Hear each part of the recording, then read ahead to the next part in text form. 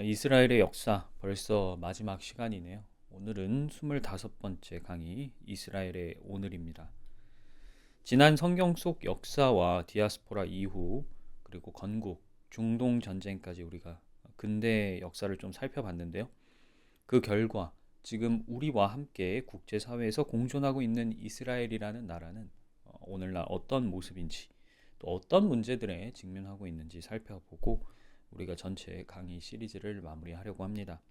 자, 그러면 오늘은 함께 이스라엘의 정치, 경제, 사회, 문화, 종교적인 측면들을 보겠습니다. 자, 강의 차례는요, 이스라엘의 정치, 경제, 그리고 사회, 문화 순서대로 살펴보도록 하죠. 먼저 1번 이스라엘의 정치가 되겠습니다.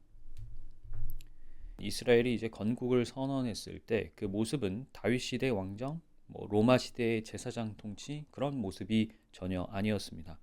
오히려 가장 근대적인 의회 민주주의, 자유민주주의 국가의 모습이었어요. 거의 2000년이라는 오랜 시간 동안 여러 민족 또 여러 나라에서 흩어져 살았던 유대인들이 이스라엘에 딱 모였을 때, 팔레스타인에 모였을 때는 너무나 많은 것이 달라져 있었습니다. 출신도 다르죠. 언어도 다르죠. 살아온 배경도 다릅니다. 추구하는 정치적인 이념, 추구하는 사회, 경제 정책도 다 달랐어요. 그런데 이것을 하나의 국가 안에서 통일된 방향으로 이끌어가기 위해서는 기본적으로 서로 그 다른 것들을 받아들일 수 있는 자유로운 주장을 펼칠 수 있는 무대가 필요했죠. 그래서 민주주의는 그 목적을 이루기 위해 이스라엘이 선택할 수 있는 가장 적합한 정치 제도였습니다.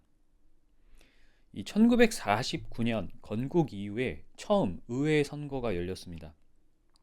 이때 이스라엘에서는 24개나 되는 정당이 참여했을 정도로 이 국가 안에서, 이스라엘 안에서 다양한 정치 이념 또 정치 노선이 있었어요. 이스라엘에서는요, 지금까지도 어떤 정당이 의회의 의석을 과반수 넘게 차지한 적이 없었다고 하죠. 그만큼 국민들 역시 정치적으로 굉장히 다양한 목소리를 내고 있구나라는 사실을 우리가 미루어 짐작해 볼 수 있습니다. 다만 이제 최근에는 안보 문제가 조금 심각하게 대두되면서 중도 그리고 보수 성향의 정당들이 많은 의석을 차지하고 있다고 하죠. 이스라엘도요, 우리나라나 여타 민주주의 국가들처럼 입법, 사법, 행정이 각각 분리가 되어 있고요. 국가 수반에는 대통령과 총리가 있습니다. 그런데 우리나라의 대통령과는 달라요. 이스라엘의 대통령은 대외의전 그리고 상징적인 역할만 수행합니다. 마치 독일이나 이런 나라의 대통령 제도와 비슷하죠. 그리고 실질적인 행정부 수반은 총리입니다. 대통령은 7년 임기고요. 의회에서 선출을 합니다. 그리고 총리는 대통령이 임명을 합니다. 앞서 제가 말씀드렸다시피 이스라엘 의회에서는 지금까지 의석을 과반수 넘게 차지했던 정당이 없어요. 무슨 말이냐? 국정을 운영하기 위해서는 반드시 연정이 필요하다는 겁니다. 정당들끼리 서로 연대를 해야 돼요. 그래서 대통령은 정당 대표들과 협의를 하면서 이 연정을 이끌 수 있는 그 가능성이 가장 높은 이 당의 머리, 당수라 그러죠. 당수를 총리 후보자로 먼저 지명을 합니다. 그리고 그에게 연정 구성권을 줘요. 이때 총리 후보는 28일 이내에 연정을 구성해야 되고요. 의회와 대통령의 재가를 거쳐서 임명이 됩니다. 초대 총리는 이 건국 선언문을 낭독했던 다비드 벤 구리온이었고요. 현재 총리는 여러분들 뉴스 보셔서 아시겠지만 베냐민 네타냐후 총리입니다. 네타냐후 총리는 사실은 1996년부터 99년까지 그리고 2009년부터 2021년까지 꽤나 오랫동안 총리를 했던 사람이에요. 이스라엘은 특이하게 헌법이 없습니다. 헌법을 안 만든 게 아니고요. 만들려고 했는데 의견이 서로 일치하지 않는 부분이 많아서 헌법을 제정하지 못하고 건너뛰게 되었어요. 그래서 오늘날까지도 우리나라와 같은 성문 헌법, 기록된 헌법은 존재하지는 않습니다. 대신 기본법들이 헌법을 대체하고 있는 그런 모습이에요. 자, 국민들은요, 크네셋, 곧 국회를 말하는데요. 국회와 지방의회 의원, 그리고 시장, 지방자치단체장을 직접 선거로 선출하게 됩니다. 이 국민의 투표로 선출된 크네셋, 이 국회는요, 120명 정원이고요. 4년 임기에 우리나라와 같이 단원제입니다. 단원제 하면 상원, 하원이 없다는 얘기죠. 미국처럼. 하지만 의회는 4년을 채우지 않고 스스로 해산하거나 총리에 의해서 해산될 수가 있어요. 독일하고 좀 비슷한 모습이 많습니다. 사법부는 법으로 그 독립성이 보장되어 있습니다. 판사는 지명위원회라는 곳에 추천을 받아서 대통령이 임명하는 아주 특이한 제도를 가지고 있어요. 법원은 치안판사재판소, 지방법원, 대법원, 특별법원, 그리고 특이하게 종교법원이 있습니다. 종교법원은요, 이따가도 말씀드리겠지만 각 종교에 따른 결혼, 이혼, 입양 등 대부분 이제 가정법과 관련된 심판을 주로 담당을 하게 됩니다. 또 이스라엘의 특이한 점이라고 한다면 건국 이전에 만들어진 법도 유효해요.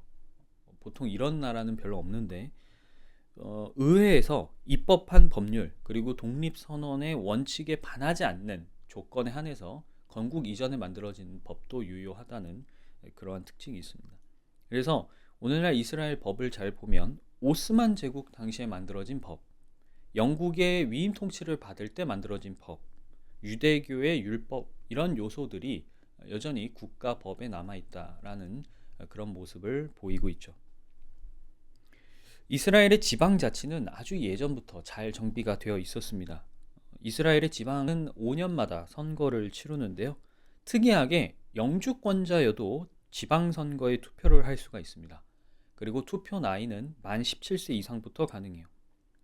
그리고 영주권자라 할지라도 역시 만 21세 이상이면 이 지방선거에 출마를 할 수가 있습니다. 굉장히 독특하죠. 아랍계와 유대계뿐만이 아니라 지금 이스라엘은 굉장히 다양한 민족 그리고 부락이 섞여 있기 때문에 이스라엘에서는 이 지방자치 제도가 매우 중요할 수밖에 없습니다. 그래서 중앙정부에서도 이것을 굉장히 중요하게 보고 있기 때문에 전국의 지자체가 연합을 결성하고 있고요. 중앙정부 그리고 의회와 아주 긴밀히 협력하는 관계를 유지하고 있다고 합니다. 이스라엘의 경제를 간단히 살펴볼게요. 이스라엘은 어떤 면에서는 우리와 비슷한 경제적인 입지를 갖고 있습니다. 우선은 천연자원이 부족해요. 그래서 대부분의 원료를 수입에 의지해야 됩니다. 농업 역시 경작지가 제한되어 있어서 여러모로 굉장히 불리한 조건에 놓여 있어요. 인구는 700만 명 정도입니다. 그러니까 내수가 매우 열악하죠. 우리나라 서울보다도 인구가 안 되는 겁니다. 하지만 이스라엘은 거의 모든 분야에서 소위 일컬어지는 하이테크, 곧 고도의 기술력을 집적하는 방식을 통해서 세계 첨단 산업의 핵심 국가로 기능을 하고 있어요. 자, 우선 농축업을 좀 보도록 하겠습니다.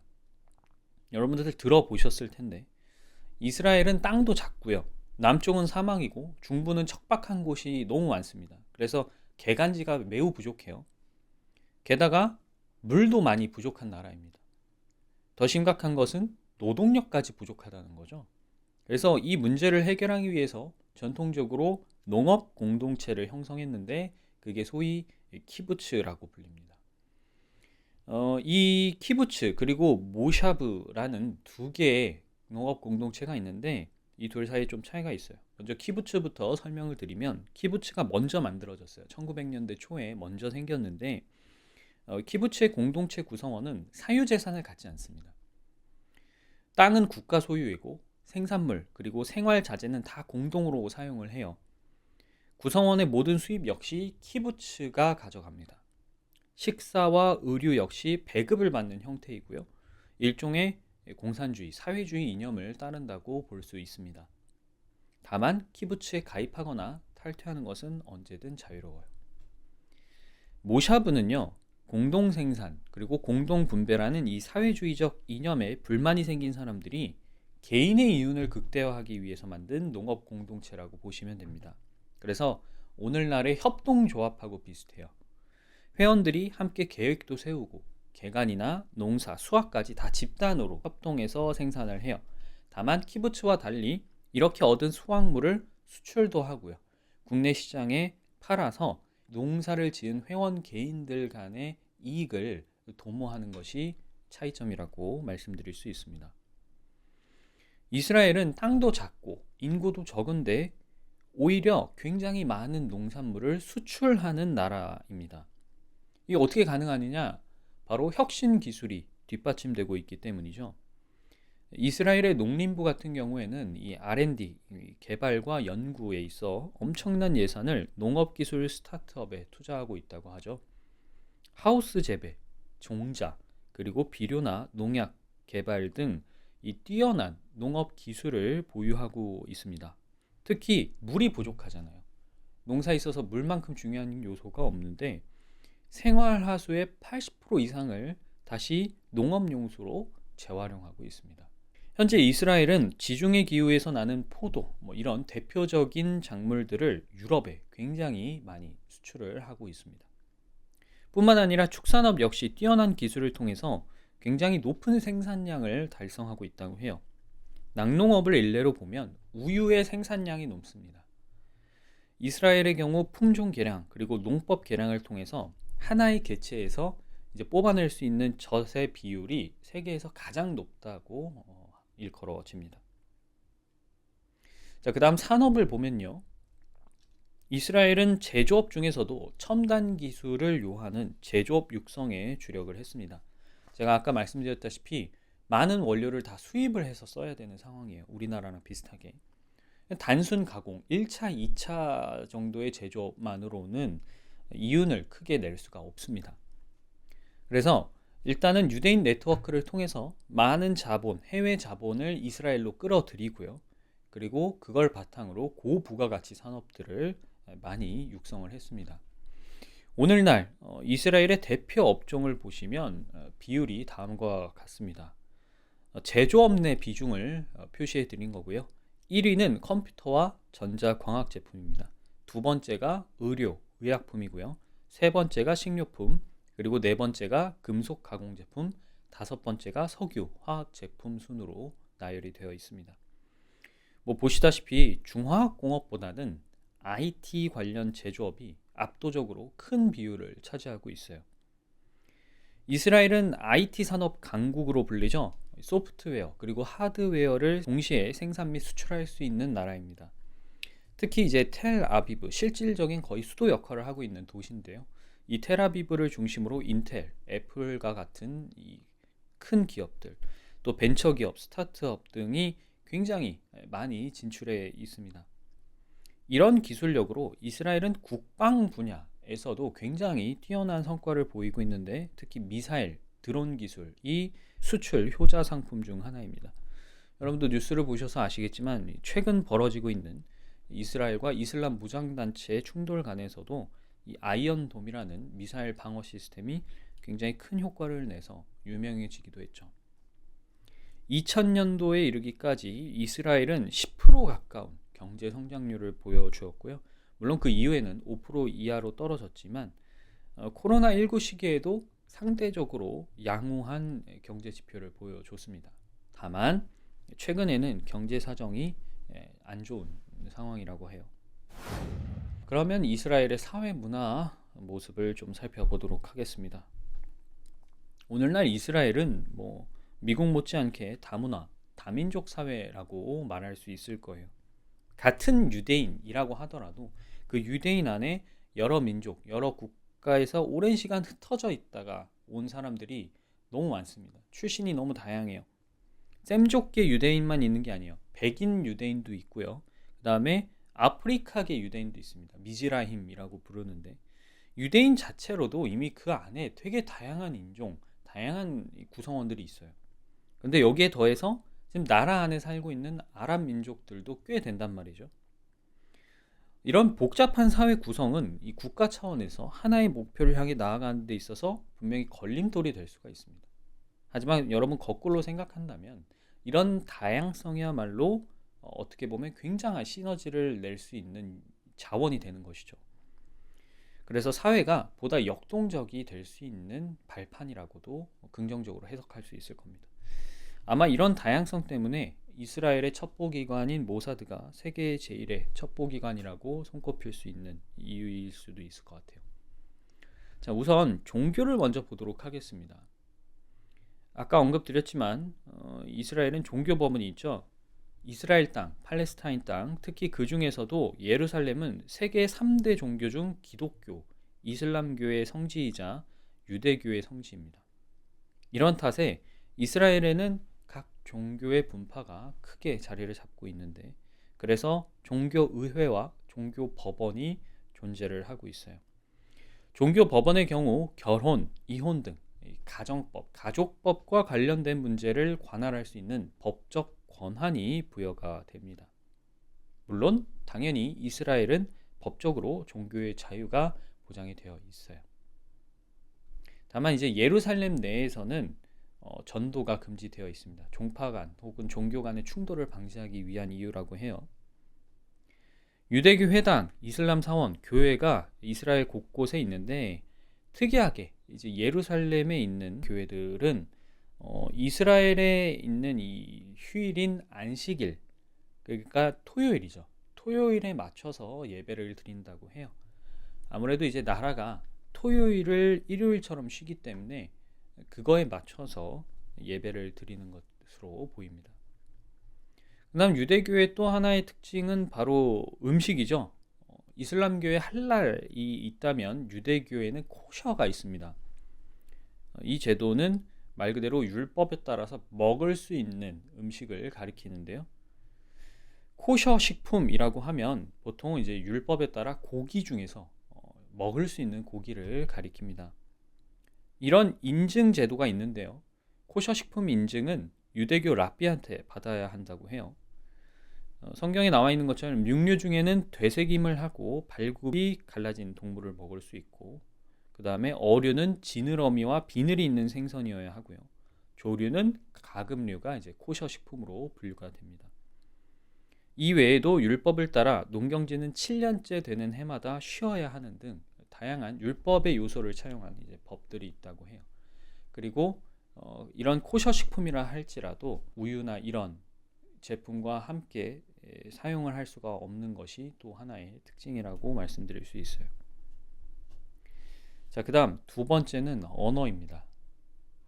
현재 이스라엘의 공식 언어는 히브리어와 아랍어고요. 영어와 러시아어를 이제 상용어로 사용을 하고 있습니다. 독특한 점은 디아스포라 이후 히브리어가 유대인 사이에서 일상 언어로 쓰이지는 않았다는 거예요. 즉 일종의 사어가 된 것이죠. 죽은 언어가 된 겁니다. 이제 정통한 유대교 가문에서는 율법을 읽고 공부하고 기도하는 등 종교의 영역에 국한돼서 히브리어가 계속 쓰였어요.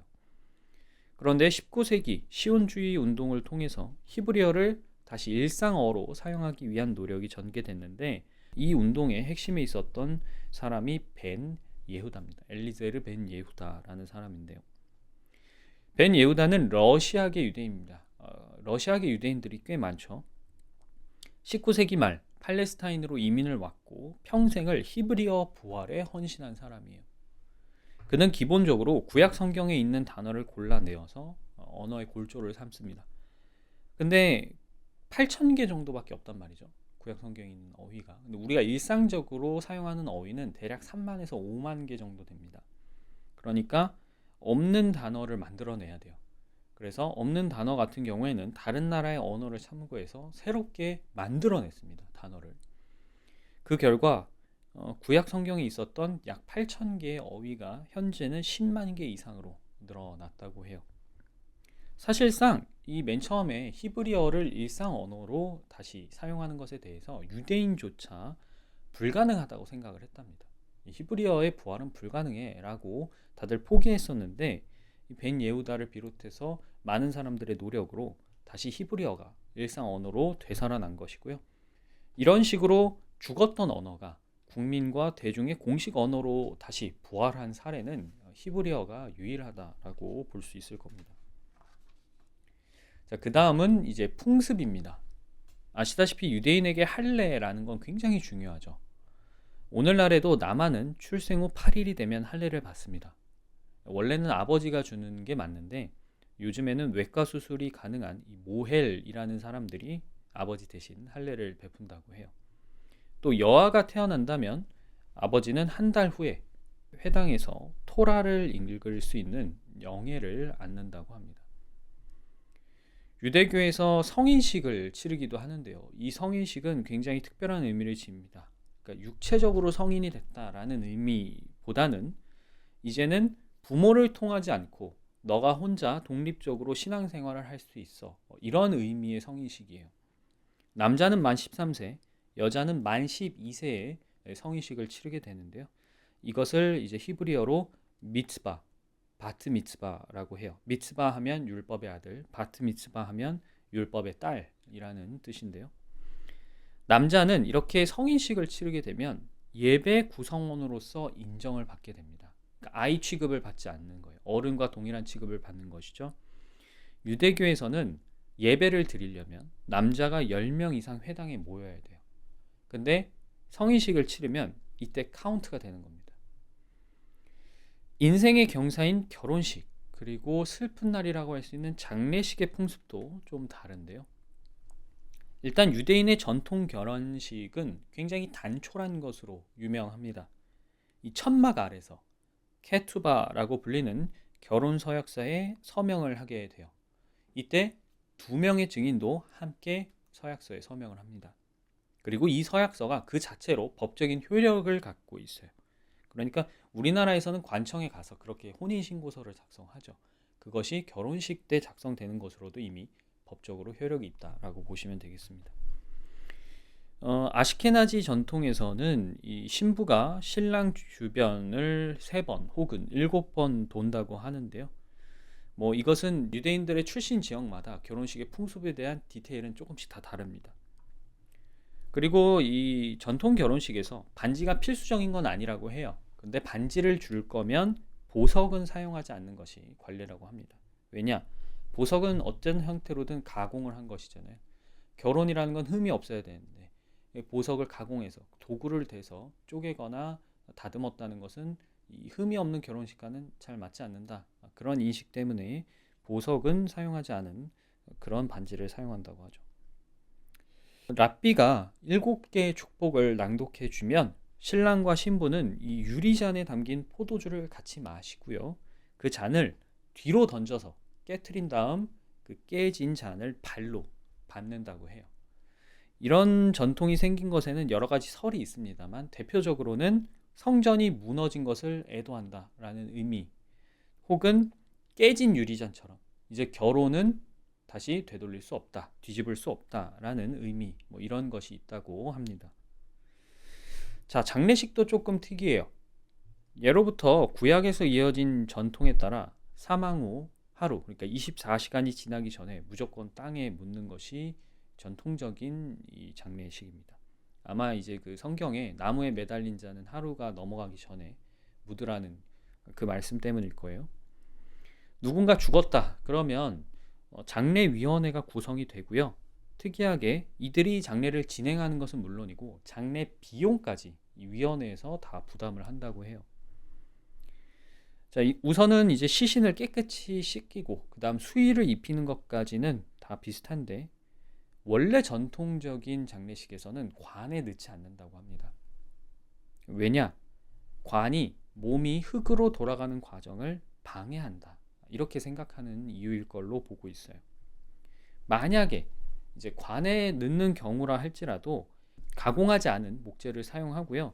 연결 부위들도 금속이 아니라 목재를 이용한다고 해요. 아무래도 이제 빠르게 썩을 수 있도록 하려는 조치 같죠. 시신을 장례지로 옮길 때에는 7번 멈춘다고 합니다. 그 이유는 전도서에서 헛되다 라는 말이 7번 나오기 때문이라고 하죠. 자, 그 다음 대중문화와 언론을 간략히 보겠습니다. 이스라엘 안에도 엄격한 율법주의를 따르는 유대교인이 있는 반면에 자유롭고 개혁주의적인 유대교인들도 있어요.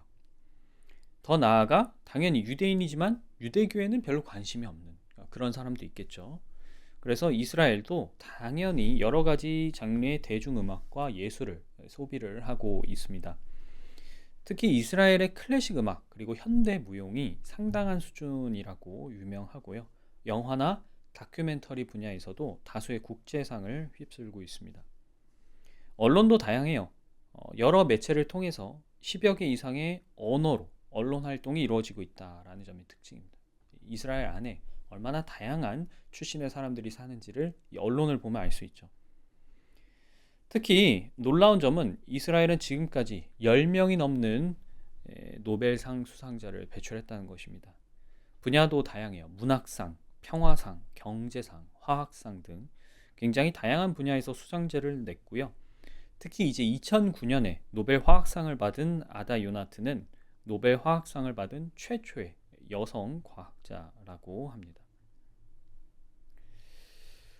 자, 이렇게 오늘날의 이스라엘 모습까지 간략히 살펴보면서 우리가 이스라엘의 역사 전체의 강의를 마무리하려고 합니다.